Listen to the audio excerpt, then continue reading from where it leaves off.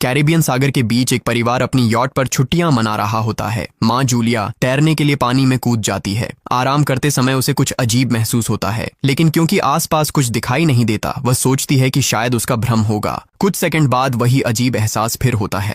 इस बार भी कुछ नजर नहीं आता, लेकिन अब वह घबरा जाती है और यॉट की तरफ तैरना शुरू करती है। तभी अचानक कोई उसकी टांग खींचने लगता है और वह मदद के लिए जोर जोर से चिल्लाने लगती है। उसकी बेटी कैसी हेडफोन लगाकर म्यूजिक सुन रही होती है, इसलिए उसे कुछ सुनाई नहीं देता। पति टॉम और बेटा बेन मछली पकड़ने में व्यस्त होते हैं। जूलिया पानी के ऊपर टिकने की कोशिश करती है, लेकिन मुंह में पानी जाने की वजह से चिल्लाना मुश्किल हो जाता है। थोड़ी देर बाद टॉम को एहसास होता है कि काफी देर से उसने जूलिया को नहीं देखा। वह यॉट पर उसे ढूंढता है और फिर अपनी पत्नी को खतरे में देख लेता है। वह बच्चों को बुलाता है, यॉट को उस तरफ ले जाता है और पानी में कूद जाता है। जल्दी से जूलिया तक पहुंचकर उसे संभालता है और यॉट की ओर तैरता है। बच्चे दोनों को ऊपर खींच लेते हैं। परिवार जूलिया को संभालता है, लेकिन जूलिया खुद को समझाती है कि शायद लहरों की वजह से ऐसा हुआ होगा।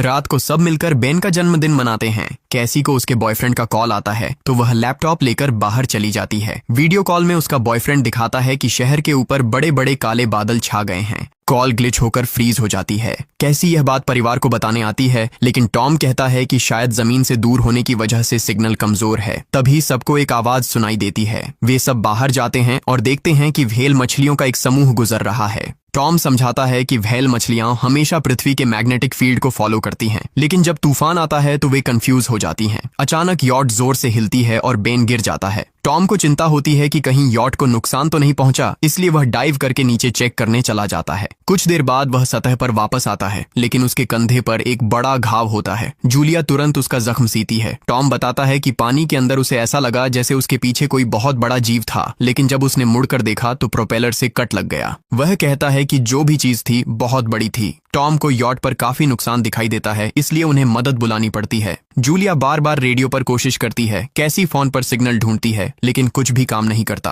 तभी कैसी को एक अजीब सा जीव दिखाई देता है और वह चिल्ला उठती है, लेकिन वह तो बस बेन होता है जो मास्क पहनकर मजाक कर रहा होता है। कुछ देर बाद यॉट पूरी तरह बंद हो जाती है और समुद्र के बीच में फंस जाती है। जूलिया रेडियो में एक आवाज सुनती है, लेकिन आवाज इतनी खराब होती है कि उसे कुछ समझ नहीं आता। टॉम परिवार को बताता है कि उनके पास सिर्फ 4 दिन का खाना पानी बचा है और अब उन्हें किसी मछली पकड़ने वाली नाव का इंतजार करना होगा। अचानक रडार पर कुछ डिटेक्ट होता है और परिवार को एक अजीब सी आवाज सुनाई देती है। सब दौड़कर बाहर आते हैं और हैरानी से देखते हैं कि कई सारे उल्कापिंड जमीन पर गिर रहे हैं। जहां जहां उल्कापिंड गिरते हैं वहां बड़े धमाके होते हैं। एक उल्कापिंड पानी में उनके पास गिरता है तो टॉम तुरंत यॉट को चलाने की कोशिश करता है। इंजन मुश्किल से चलता है, लेकिन तभी एक और उल्कापिंड उस इलाके को हिट करता है। परिवार डर के मारे एक दूसरे को कसकर पकड़ लेता है। तभी टॉम को समझ आता है कि जो आग के गोले गिर रहे हैं वे उल्कापिंड नहीं बल्कि सैटेलाइट्स हैं। उसी वक्त बेन देखता है कि यॉट से धुआं निकल रहा है। टॉम चेक करता है और कंफर्म होता है कि इंजन खराब हो गया है। हवा तेज होने लगती है तो फैमिली यॉट के अंदर छुप जाती है, बिना ये नोटिस किए कि कंपास बहुत तेजी से घूम रहा है। यॉट जोर जोर से हिलने लगती है। बेन फिर से गिर जाता है और इस बार उसे चोट भी लग जाती है। लहरें तेजी से यॉट से टकरा रही होती हैं। टॉम स्ट्रगल करके बाहर जाता है और लाइफ जैकेट्स लेकर आता है। तभी पावर चली जाती है। टॉम तुरंत पावर बॉक्स का बटन प्रेस करता है और लाइट वापस आ जाती है। उस वक्त बेन नोटिस करता है कि जूलिया की नाक से खून बह रहा है। जूलिया को चक्कर आने लगते हैं, जबकि कैसी सिंक पर जाकर उल्टी कर देती है। टॉम रेडियो ट्राई करता रहता है पर सिग्नल नहीं मिलता। अचानक एक तेज हाई पिच्ड नॉइज आती है और हवा और भी स्ट्रांग हो जाती है। जूलिया दरवाजे बंद करने की कोशिश करती है, पर एक हैच खुल जाता है और हवा खिड़कियां तोड़ने लगती है। टॉम एक फ्लेयर जलाता है और थोड़ी देर बाद अंधेरा छा जाता है।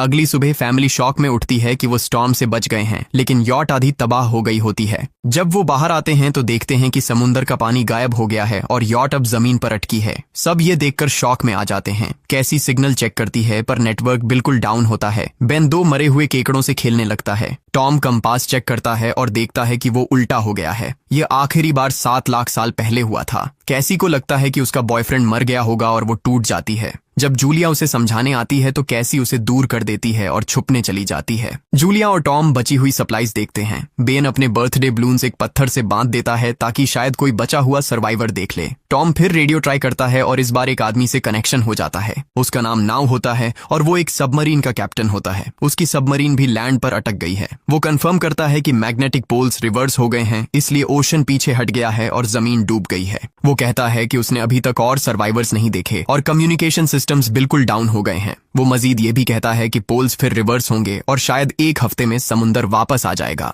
वो फैमिली को वार्न करता है कि जितना हो सके ऊंची जगह चढ़ जाओ, क्योंकि जब पानी वापस आएगा तो वो बहुत खतरनाक होगा। वो बोलता है उसका पार्टनर क्रैश में मारा गया और सबमरीन में बस 3 लोगों की ही जगह है। जूलिया और टॉम उससे कहते हैं कि प्लीज हमारे बच्चों को बचा लो। वो उन्हें अपने कोऑर्डिनेट्स दे देता है। टॉम कैलकुलेट करता है कि सबमरीन तक पहुंचने में 2-3 दिन लगेंगे। वो फैमिली से कहता है आज रात अच्छे से आराम कर लो, कल सुबह हम निकलेंगे। अगली सुबह फैमिली सामान पैक कर रही होती है, तभी टॉम को पास में कुछ हिलता हुआ दिखता है। वो एक लंगड़ा आदमी होता है जिसके हाथ में हार्पून होती है और साथ में एक कुत्ता लगातार भौंक रहा होता है। टॉम उसके पास जाता है और उसे पानी की बोतल देता है, लेकिन वो आदमी कुछ ऐसी भाषा में बोलता है जो टॉम समझ नहीं पाता। पानी पीने के बाद वो अजनबी अचानक टॉम के सिर पर बोतल मारता है और चेहरे पर जोर का लात मार देता है। जूलिया डर के मारे भागती है, लेकिन तब तक देर हो चुकी होती है। वो आदमी टॉम के पेट में हार्पून घुसा चुका होता है। टॉम कुछ पल तक तड़पता है और फिर वो उसकी गर्दन भी काट देता है। फिर वो आदमी जूलिया के पीछे भागता है और उस पर हार्पून फेंकता है, जिससे उसके कंधे में चोट लग जाती है।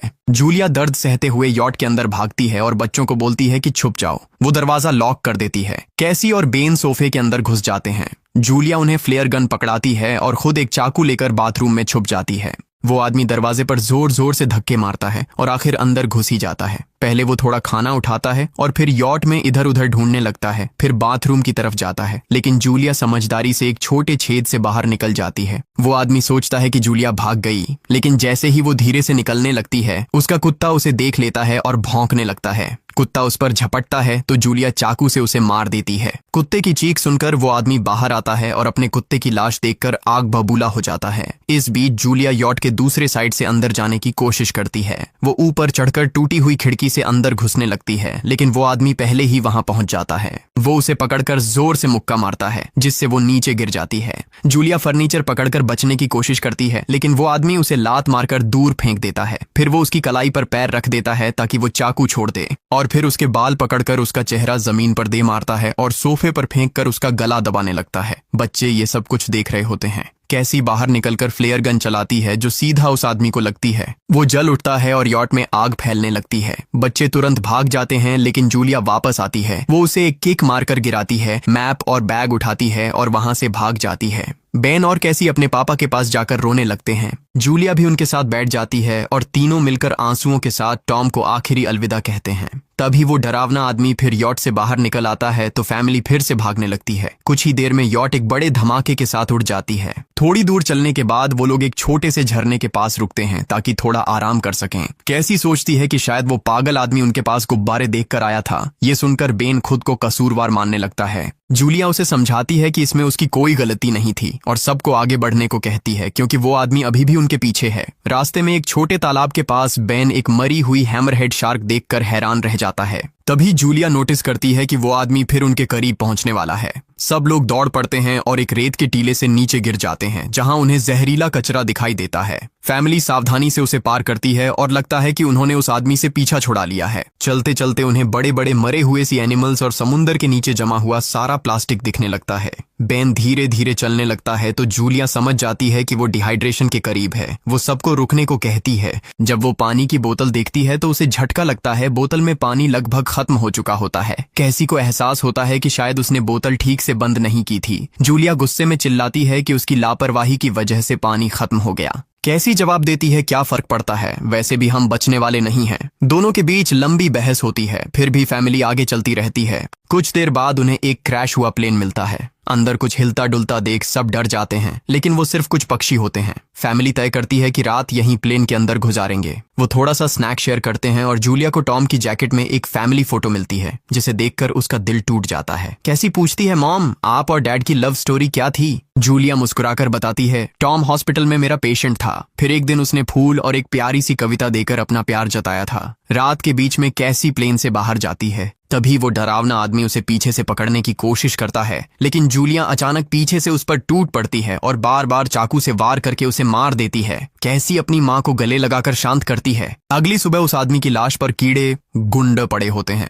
फैमिली नोटिस करती है कि उसके शरीर पर कई काटने के निशान हैं, मतलब इस एरिया में कोई खतरनाक जीव छिपा हुआ है। जैसे ही वो लोग वहां से निकलते हैं, केकड़े उसके मुंह से बाहर निकल आते हैं। कुछ घंटों बाद जूलिया और कैसी मैप देख रही होती हैं, लेकिन बेन धीरे से आगे निकल जाता है। जूलिया चिल्लाती है, रुक जाओ, लेकिन बेन एक तालाब में झुककर पानी पीने लगता है। जूलिया तुरंत उसे खींचकर बाहर निकालती है और समझाती है कि अनजान पानी उसे बीमार कर सकता है। धूप बहुत तेज हो जाती है तो फैमिली अपने सिर कपड़ों से ढक लेती है। बेन को चक्कर आने लगते हैं। तभी उन्हें कुछ पुराने कुर्सियां मिलती हैं और जूलिया कैसी उनसे एक टेम्पररी शेल्टर बना लेती हैं। जूलिया बेन को इंजेक्शन लगाती है और तय करती है कि वो रात वहीं बिताएंगे। सुबह जूलिया एक अजीब सी आवाज सुनकर उठती है। बाहर जाकर देखती है तो क्रैब्स का एक बड़ा झुंड उनकी तरफ आ रहा होता है। वो तुरंत बच्चों को उठाती है और तीनों भागना शुरू कर देते हैं। भागते भागते उन्हें एक बड़ा कार्गो शिप दिखाई देता है। वहां 3 क्रू मेंबर्स जिंदा होते हैं। एक औरत उनकी मदद करना चाहती है, लेकिन बाकी 2 आदमी मना कर देते हैं और तीनों फैमिली को बाहर छोड़कर कंटेनर लॉक कर लेते हैं। क्रैब्स पास आ जाते हैं। जूलिया बच्चों को कंटेनर के ऊपर चढ़ाती है। खुद जब चढ़ने लगती है तो क्रैब्स उसके पैर को जोर से काट लेते हैं। बच्चे उसे खींचकर ऊपर चढ़ाते हैं, नहीं तो वो नीचे गिर जाती। कंटेनर के एक छेद से आधे क्रैब्स अंदर घुस जाते हैं। क्रू मेंबर्स फायरिंग शुरू करते हैं, लेकिन क्रैब्स उन पर हावी हो जाते हैं और दोनों को मार डालते हैं। आखिरी आदमी छत के होल तक पहुंचता है, लेकिन क्रैब्स उसे भी नीचे खींच लेते हैं और वो भी मर जाता है। जूलिया अपने जख्म पर पट्टी बांधती है और बेहोश हो जाती है। कुछ देर बाद जब वो उठती है तो खुद को रेत के तूफान के बीच अकेली पाती है। वो घबराकर बच्चों को ढूंढने लगती है। एक मरी हुई औरत का हथियार उठाती है और जोर जोर से चिल्लाती है। कैसी उसकी आवाज सुनकर लौट आती है और बताती है कि वो और बेन मदद ढूंढने गए थे, लेकिन कोई नहीं मिला। फिर दोनों बेन से मिलते हैं, जिसे एक खुला कंटेनर मिलता है जहां वो तूफान खत्म होने तक रुक सकते हैं। जूलिया टॉम का लाइटर निकालती है और अपने जख्म को जलाकर बंद करती है, जो बेहद दर्दनाक होता है। तूफान थमने के बाद उन्हें एक और कंटेनर मिलता है जिसमें बहुत सारी पानी की बोतलें होती हैं। बॉडीज चेक करते वक्त उन्हें एक रेडियो और एक गन भी मिलती है। जूलिया नाव से संपर्क करती है और बताती है कि मैप खो गया है। इस पर नाव बताता है कि उन पर आर्थ्रोपॉड्स ने हमला किया था। वो अब इसके जीव हैं जो ऑक्सीजन की वजह से पूरी तरह पागल हो चुके हैं। अब नाव फैमिली को जल्दी करने को बोलता है, क्योंकि उसके इंस्ट्रूमेंट्स ने कैलकुलेट किया है कि समुद्र उम्मीद से ज्यादा जल्दी वापस आएगा और उनके पास सिर्फ कुछ घंटे बचे हैं। वो एक फ्लेयर शूट करता है और फैमिली उस दिशा में चलना शुरू करती है। लंबी वॉक के बाद फैमिली को एक टूटा हुआ टॉयलेट मिलता है जिसमें बेन पेशाब करता है। अब वो लोग आखिरकार सबमरीन को पास ही देख लेते हैं, लेकिन वहां पहुंचने के लिए उन्हें एक बड़ा चट्टानी रास्ता पार करना होगा। जैसे ही वो रास्ते से गुजरते हैं, दीवारें हिलने लगती हैं और पत्थर गिरने लगते हैं, जिससे एक भयानक रॉक स्लाइड हो जाता है। जूलिया तुरंत अपने बच्चों को साइड में धक्का देती है और खुद भी पीछे हट जाती है ताकि कुचली न जाए। अब एक पत्थर की दीवार उनके बीच आ गई है। जूलिया बच्चों से कहती है कि वो बिना उसके आगे बढ़ जाए, लेकिन कैसी मना करती है और जोर देती है कि उसकी माँ को चढ़ने की कोशिश करनी चाहिए। बहुत बहस होती है और चिल्लाने के बाद जूलिया वादा करती है कि वो बाद में अपने बच्चों को ढूंढ लेगी। मजबूर होकर कैसी अपने भाई को खींचकर आगे ले जाती है। बच्चे चट्टानी रास्ता चढ़कर सबमरीन की तरफ भागते हैं, लेकिन वहां पहुंचकर देखते हैं कि नाव बाहर खून में लथपथ पड़ा है। वो समझाता है कि उसके लिए सब खत्म हो गया है और अब बच्चे सबमरीन ले सकते हैं। ये सोचकर कि एक एक्स्ट्रा जगह होगी, कैसी वापस अपनी माँ को ढूंढने भागती है। तभी जूलिया केकड़ों को आता देखती है और वो फायरिंग शुरू कर देती है। कुछ केकड़ों को वो मार देती है, लेकिन झुंड बहुत बड़ा होता है और सबसे लड़ना मुश्किल हो जाता है। उसी वक्त कैसी दीवार के ऊपर दिखाई देती है और हाथ आगे बढ़ाती है तो जूलिया अपने घायल पैर के बावजूद तेजी से चढ़ना शुरू करती है। कैसी की मदद से वो दूसरी तरफ पहुंच जाती है और दोनों साथ में सबमरीन की तरफ भागते हैं। बेन पहले से ही ऊपर खड़ा होता है और फायर खोल देता है ताकि केकड़े डिस्टर्ब रहें जब तक फैमिली ऊपर चढ़ जाए। केकड़े नाव के शरीर तक पहुंचते ही तुरंत उसे खाने लग जाते हैं। जूलिया गन उठाती है और फायरिंग जारी रखती है जब तक बच्चे अंदर चले जाएं। जब वो सुरक्षित हो जाते हैं, जूलिया समझती है कि गोलियां खत्म हो गई हैं, तो वो गन केकड़ों पर फेंक देती है और अपने बच्चों के साथ अंदर चली जाती है। फैमिली हैच को अच्छे से लॉक करती है और खिड़की से केकड़ों को सबमरीन के चारों तरफ देखती है। इसी वक्त समुद्र वापस आ जाता है तो तीनों तुरंत अपनी सीटों पर बैठकर बेल्ट पहन लेते हैं और एक दूसरे का हाथ पकड़ लेते हैं। तेज लहरें सबमरीन को जोर जोर से इधर उधर फेंकना शुरू कर देती हैं, जिससे जूलिया को पूरी जर्नी के विजन दिखने लगते हैं और कैसी उल्टी कर देती है। जल्दी ही वो हाई पिच आवाज वापस आती है और फैमिली बेहोश हो जाती है। कुछ देर बाद जूलिया और बच्चे होश में आते हैं और खुद को जिंदा देखकर खुश होते हैं। वो हैच अनलॉक करके बाहर निकलते हैं और देखते हैं कि लहरों ने सबमरीन को एक तबाह शहर में गिरा दिया है। यानी अब जिंदा रहने और नया जीवन शुरू करने की उम्मीद है। और यहीं पर फिल्म खत्म होती है। चैनल को सब्सक्राइब करना ना भूलें और बेल आइकन जरूर दबाएं ताकि आपको ऐसे ही मजेदार वीडियो मिलते रहें। देखने के लिए धन्यवाद।